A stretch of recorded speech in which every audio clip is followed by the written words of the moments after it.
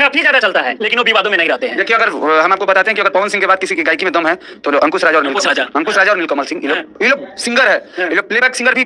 जो हिंदी फिल्मों में भी अगर हिंदी गाना गवाइएगा तो लगेगा कि हम किसी का गाना सुन रहे हैं। हाँ, अंकुश राजा विवाद में नहीं रहता है, बिना विवादों में भी इन लोगों का गाना चलता है एकदम। अरे भैया मेरे देखिए, अब ये लोग कुछ लोग बेटा जी सब जाना पवन सिंह के गुरु मानत रहा।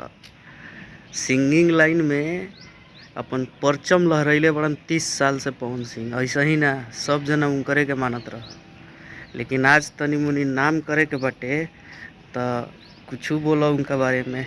आई सौरभ ऐश्वर्या चुतिया साला गंजेड़ी गाड़ी देता पवन सिंह के। अरे ते पवन सिंह के तो छोड़, ते हमारा साके मिल, हमारे एगो ये उखाड़ लेबे नु।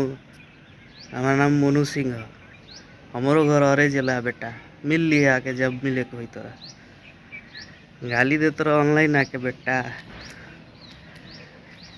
सकान ढील हो जाई। गाड़ी के तो हमनी के पीएचडी कैले बनी जा। ये गाली में तू बहुत पीछे पड़ा, अभी सीख।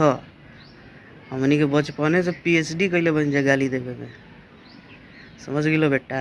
तनी औकात में रह, ना तो औकात दिखा दे हम हमनी के। राम राम।